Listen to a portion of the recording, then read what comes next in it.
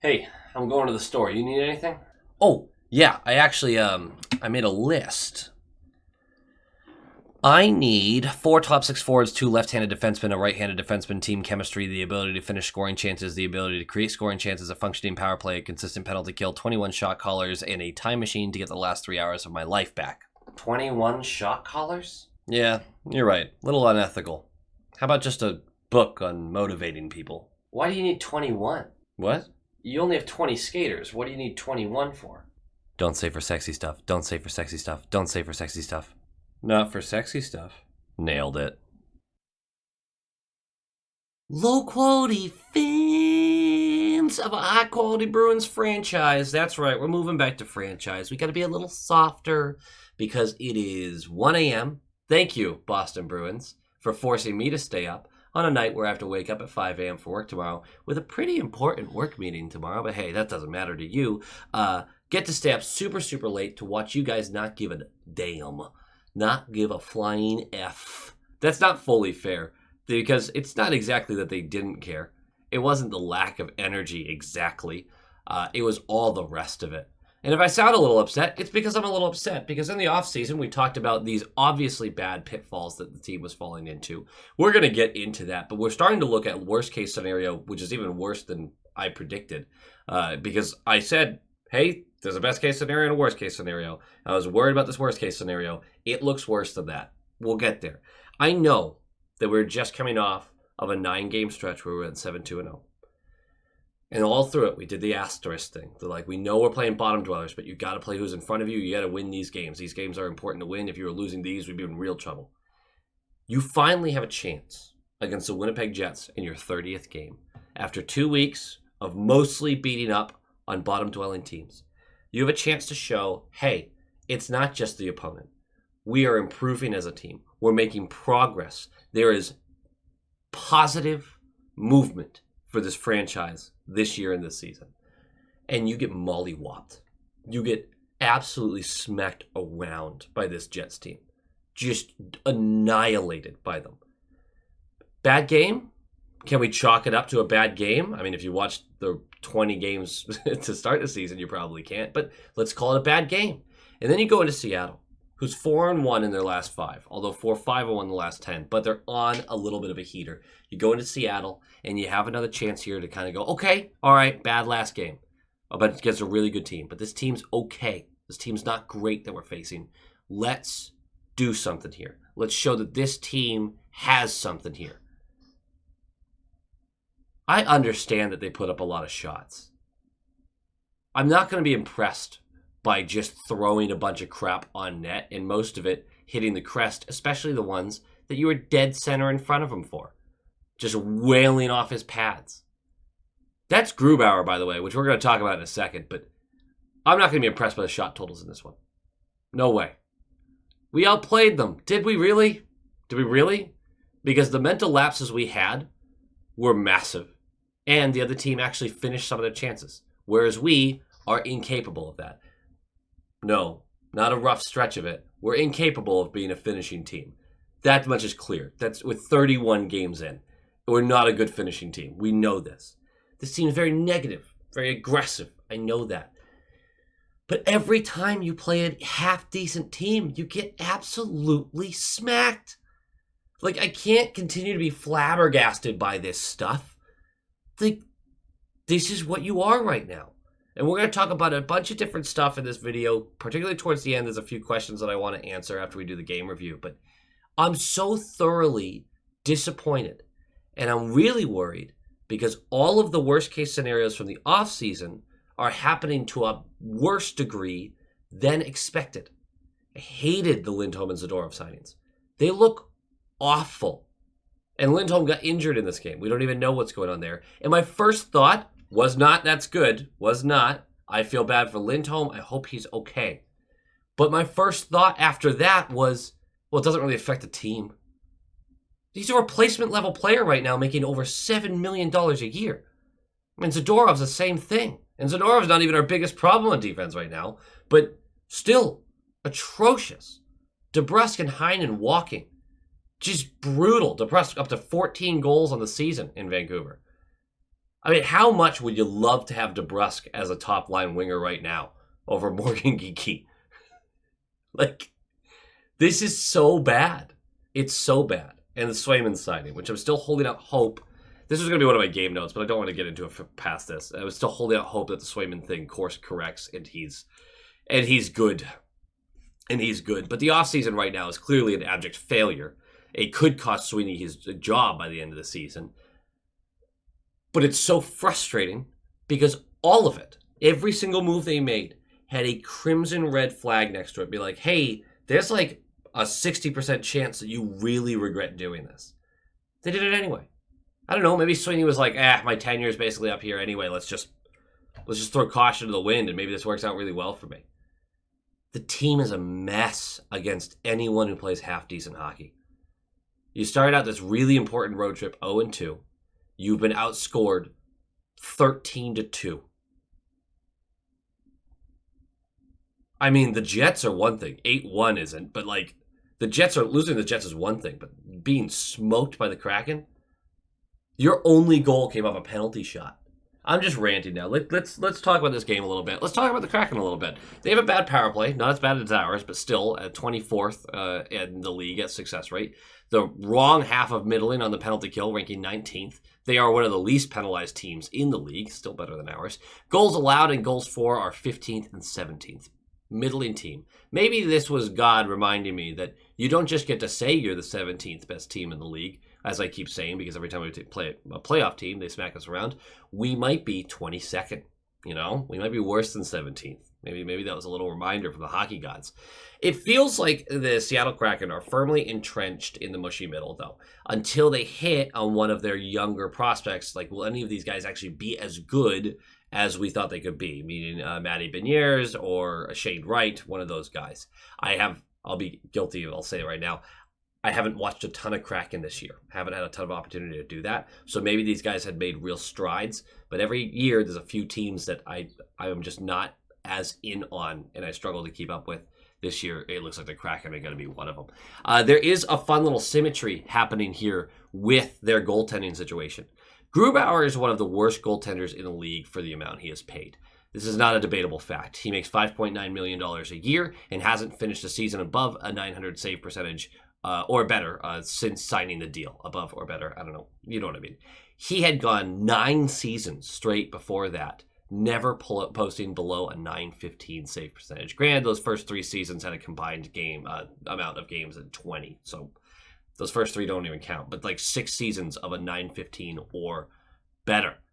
But still, signing goalies to big contracts, which 5.9 in 2021 wasn't massive, but I believe it was the 8th highest deal for a goaltender at the time. It is now 10th, so still top 10 annual average for a goaltender in the league.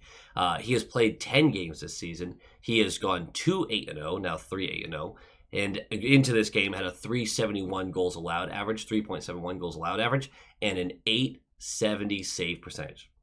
0.87, 87%. Not good. His backup, Joey Decord, making less than a quarter of what Grubauer makes, has played 20 games, going 12-6-2, has a 2.41 goals allowed average, and a .916 save percentage. Goalies, huh?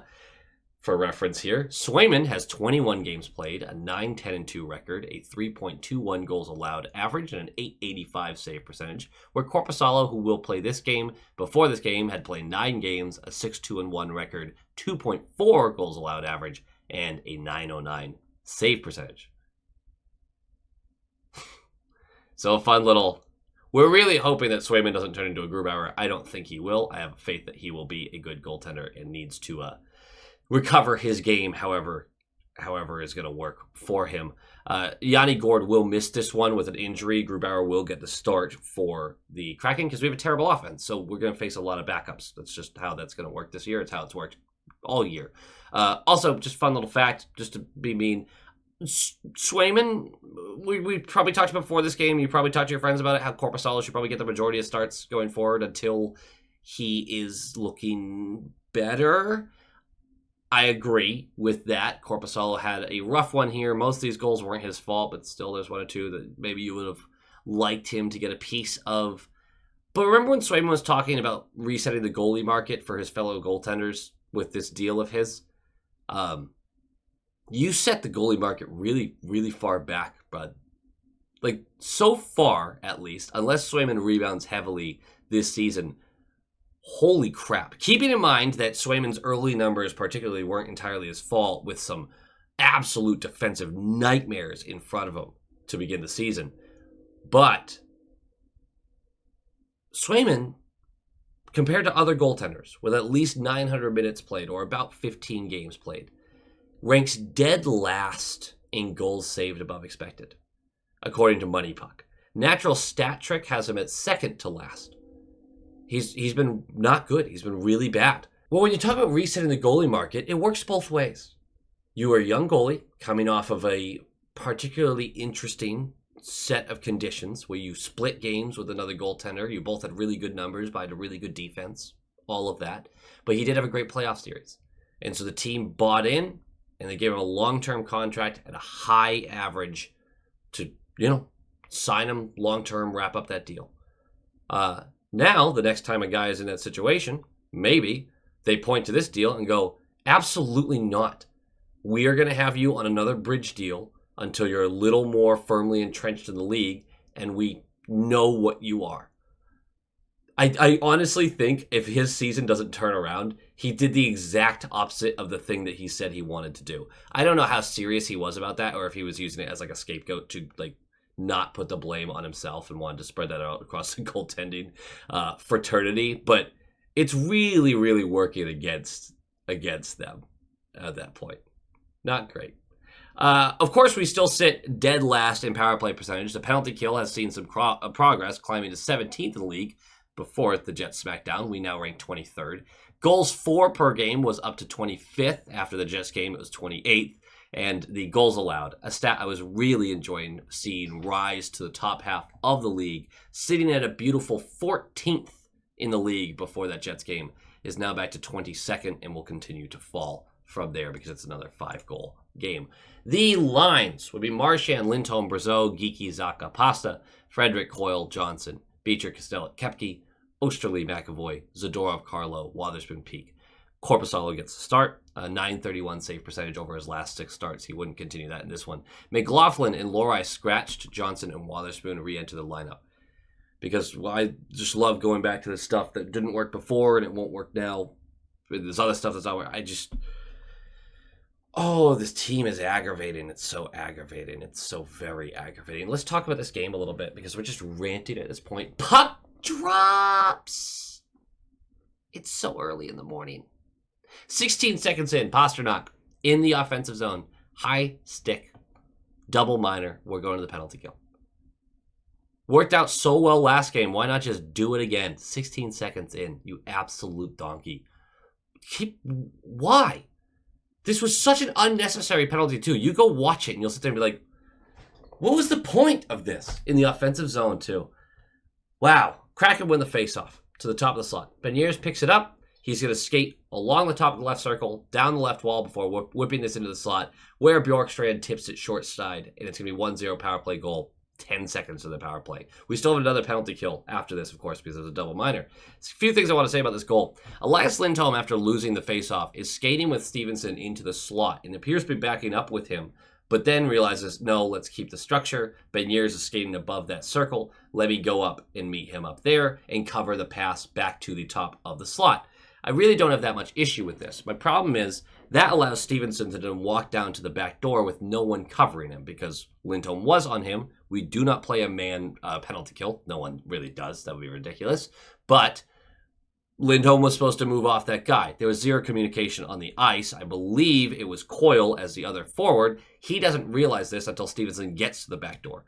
Coyle sees it at that point, goes, oh crap, starts to skate back towards it. It's too late at this point because Beniers is now down on that left wall. Carlo is stuck in no man's land. He is between Beniers and the crease, so he's blocking a pass, sort of, but he's too far from him to actually pressure the passer, and he is too far from the net front or any other threat to truly intercept the pass in an effective manner. I know that you're in a passing lane, but there's a huge amount of space on either side that they can pass around you. Carlo is doing absolutely nothing in this instance. Bjorkstrand is there at the short side, at the inside of the slot. Zadorov's right behind him, trying to be physical with him, but Zadorov also has to respect the backdoor option as well, and because Carlo isn't properly covering this passing lane, it is a clear pass to either one of them. Beniers opts to get to Bjorkstrand, and Bjorkstrand's able to tip this very sharply past Korpisalo on the short side. I don't really blame Zadorov here, because he was playing against two guys in the net front and had to figure out how he was best going to do it. He's knocking down Bjorkstrand as soon as he touches that puck. It's a great play by Bjorkstrand, but I don't like Carlo's position on that. Either attack the puck carrier and force him to make an early play, or back off so you guys can each cover someone on the crease and he has to skate along the goal line. And then, of course, there's a lack of communication when Stevenson just goes to go to the back door with no communication between the forwards of covering that a little longer. It's just a bad structured penalty kill. And then we do manage barely, after some scrambles in front of Korpisalo, to kill off that second part of the 4-minute penalty. 3:10 in. So basically right after all of that ended, Johnson is going to go for tripping in the offensive zone again. We're going to the penalty kill again. And directly after the penalty kill ends, literally 4 seconds after Johnson's skates hit the ice again, McAvoy fails a clearance. It allows the puck to get bumped back down to Schwartz, who is on the goal line, who skates toward the net, has no one coming to meet him at any point, gets to skate just inside towards the slot a little bit, but this is really an amazing goal line play. He puts the puck on his backhand and finds that inch of space right above the shoulder of Korpisalo, who's kind of holding that short side post. This is a really great shot. No one's meeting Schwartz at all at any point. He has all the time in the world to make this happen. And it's 2-0. It's not a power play goal, but it is, directly after a power play. It's basically a power play goal. 8:45 in. Schwartz trips Zadorov. We're going to the power play. Late in the period, Pasta left all alone in the slot. He gets the puck from behind the net, and Grubauer makes a great blocker save. It's a great blocker save. But that's your $11 million goal scorer. Just as to encapsulate the lack of finishing on this team, Pasternak's a brilliant goal scorer, and he's having a bad year. Everybody is. Everybody on this team is, other than Marchand, basically. Everyone sucks. All of them. But your $11 million goal scorer sat 4 feet in front of the net and got stopped. He was all alone. No pressure, no one on him, and he got stopped. These are the things where you just sit there and go, you have to score that. You have to bury that. There's too many moments where you sit there and just go, how does that not end up in the net? I don't know. I'm frustrated. I'm very frustrated. Let's go to the second period. We're down 2 goals. You'd like to see a push, and you get one. The Bruins were the better team in the second period, and they pushed the whole time. And they would make up some ground. 5 minutes in, Pastrnak takes a long pass to launch himself on a breakaway. Not launch himself, he takes a long pass to get on a breakaway. He struggles to collect it, gets caught from behind by Montour. He gets stripped away from him. I don't even know if this puck really gets on net. He is very upset, thinks there should have been a call, stands around yelling at the ref rather than continuing the play. All the stuff that you hate to see, that you expect to see during a soccer game, but not a hockey game. 10:37 left, Tanev on a breakaway. Korpisalo makes a huge save. Tanev also upset that he didn't get a penalty because he was also being bothered from behind. 9:32 left. A great play by Brazeau, who protects the puck down the right wall. Then he gets a diagonal cross slot pass to Beecher, who's stopped by Grubauer on the attempt. But the puck does squeak through and then sits on the right post. And Marchand dives at it to hammer it in, but a defenseman also dives on top of it. They review it to see if it actually crossed the goal line. They say it did not, but they are also giving a penalty shot because the defenseman covered the puck in the crease to prevent a goal. And Marchand managed to do a little pump fake, opens the legs, slides it 5-hole. Very smooth, very simple, but it's a goal, and it's 2-1. That will be your only goal of the game. Your only goal of the game came on a penalty shot. Against Grubauer. Come on. What? How bad are you? Seriously. This is insane. 3:07 into the third period. Dunn knocks a puck into the net on what I thought was a blatantly high-sticked shot. I have no idea how this counted. I watched the replay. It still looks like it's well above the net. I'm very confused. It is also 1 a.m., and I'm tired and blurry-eyed. So don't come at me. I just, right now, look at that goal and go, how did this stand? They review it. They confirm it was below the crossbar. It's a good goal. Okay. The Kraken are coming to the zone off of a Boston change, but it looks like the Bruins seem to get into the zone and set up after McAvoy forces Burakovsky to go around the net. It's a good defensive play. Burakovsky circles the net and he skates up to that left point. You got Frederic and Coyle up near the blue line here, and Frederic's tracking Burakovsky as he's getting to that point. Little handoff for Vince Dunn. Somehow, Frederic was going with enough speed where he just assumed that Burakovsky was going to skate out of the zone. I don't know what happens here. Vince Dunn just collects this handoff, skates down the left wall. Frederic has a slam on the brakes. He's way behind the play now. Coyle is also high up in the slot, so he's not going to be of any help to get back into the slot. Vince Dunn gets to walk right down back into that left circle. McAvoy is there, but he has to play a 2-on-1 because none of the forwards are helping him, and Osterley is covering a backdoor player, which is Osterley's job. I'm not upset at Osterley here. I'm not upset at McAvoy here because he fakes to go to Dunn. Dunn passes to McCann in the slot. McAvoy makes a great play, blocks the shot. This was a great play by McAvoy. And then, on that puck, up in the air, Vince Dunn comes in. Literally this motion, by the way, over the shoulder, and smacks it in. And Korpisalo has no chance on this. It's 3-1. Obviously, this isn't the game-winning goal. I don't give a flying fuck. It did knock the team down a peg. I thought we had a chance. But that's what it is. No clue why it stood. No clue why Frederic thought that, Burakovsky must just be skating out of the zone. I'll chase him. What are we doing? The details for this team. I mean, this is like watching the Sabres, man. No offense to Sabres fans, but I think you'll agree with me. You're just watching, what is happening? What is the decision making? It's constantly bad decisions. It's constantly decisions where you go, that's like fundamentally incorrect. That's just not how you play the game. These are professional players who know more about this game than I ever will. And they're making plays in moments where I am shocked. I don't understand them. 9:16 into the third period. Wotherspoon turns the puck over behind our net. We have 3 players in front of Korpisalo. 3 of them. They're not actually covering anyone or the net. They're just watching. And so the puck gets bumped to Bjorkstrand in the slot.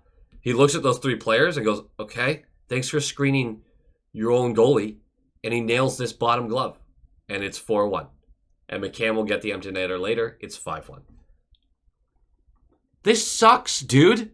This sucks. Because a lot of this is avoidable. You can be a bad team. You absolutely can be a bad team. You have players like Pasternak and McAvoy and Marchand who's still performing at a high level. You have Carlo, who's having a horrible season for what we got used to with him. You have Swayman, who's supposed to be your elite starting goaltender. You have real players on this team. But you could be a bad team. You could be a bad team.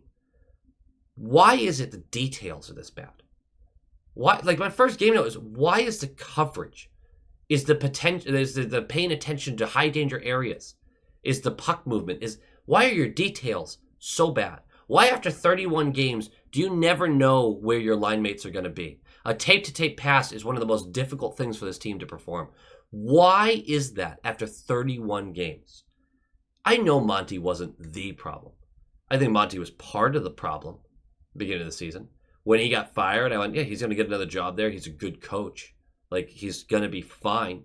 But this team was underperforming to such an insane level that I was like, yes, you have to do something.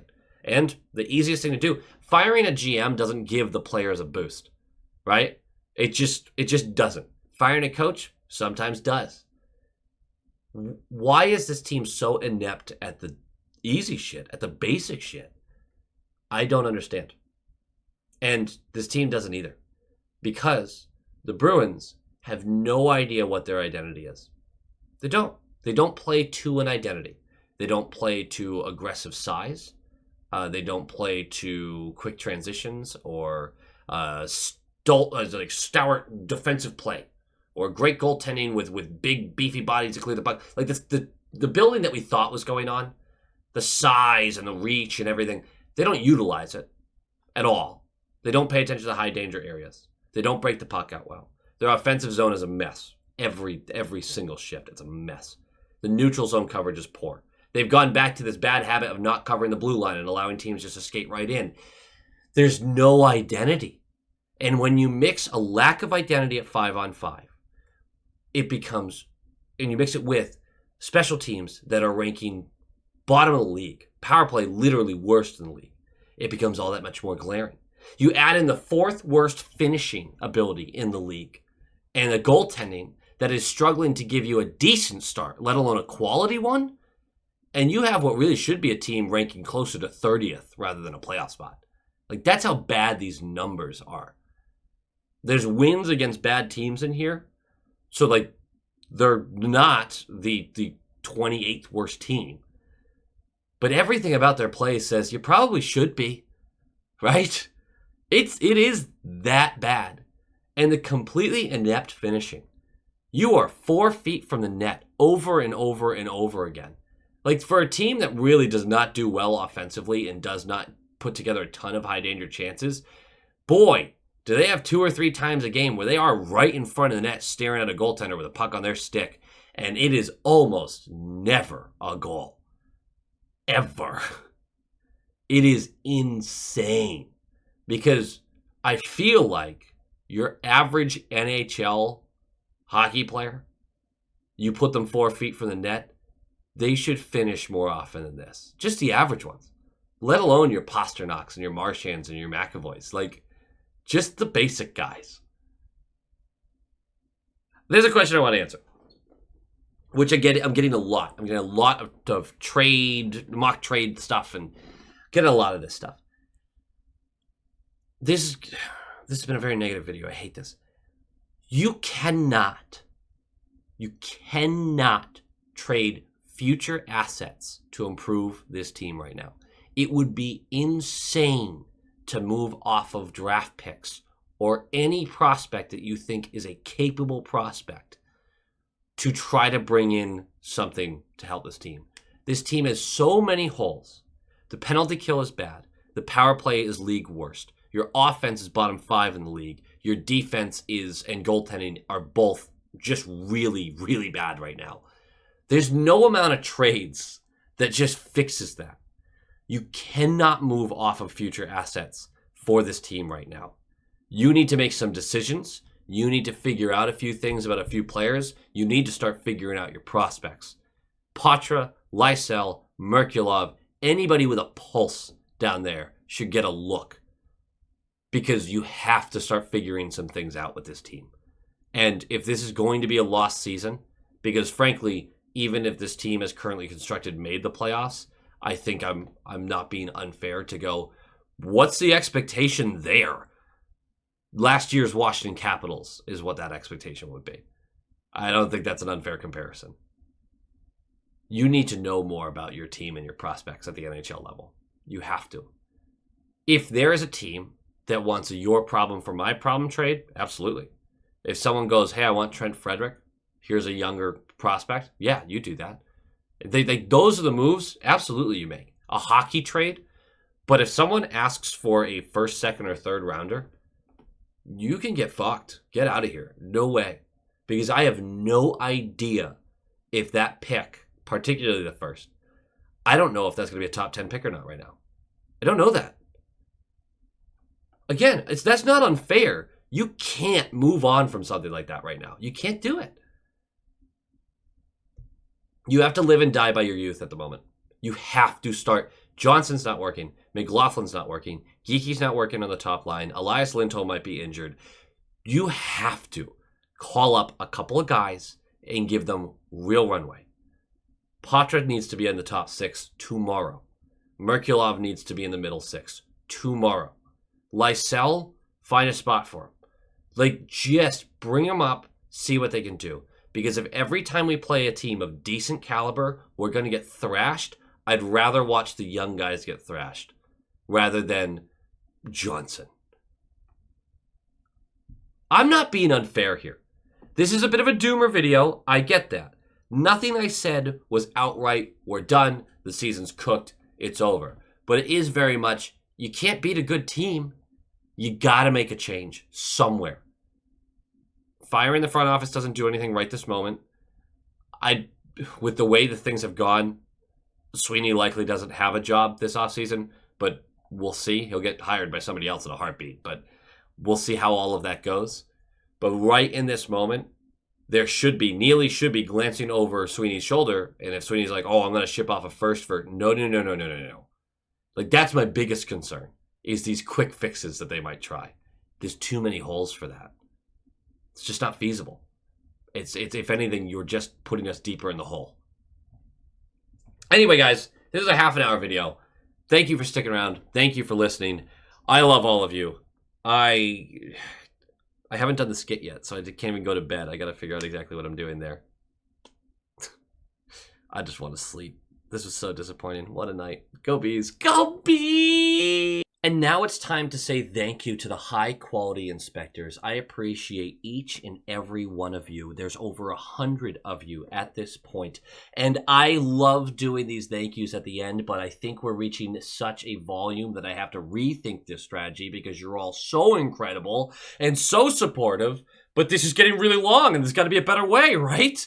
But let's start the thank yous, of course, with the top line tier. Dampen, Negev79, Trial Exotic, Jeff McGugan, Brad Yaati, Andrew Peterson, Zenon Noel DeGuy, Donald Shelton, Anakin Palpatine, The Rat 63, Lola Cattingsworth, EKM Productions, Moonlighter TV, Big Bad Bruin, The Bugman, Adam Ella, Jeff with a G, Tommy Braga, Roland 22, GD Viperworks, Len Cruz, Brock Nope, Han Slomo, Coach D, The Atomic Lizard, Bradley Johnson, Brett Arney, Pincent, and Nick Zatrullo.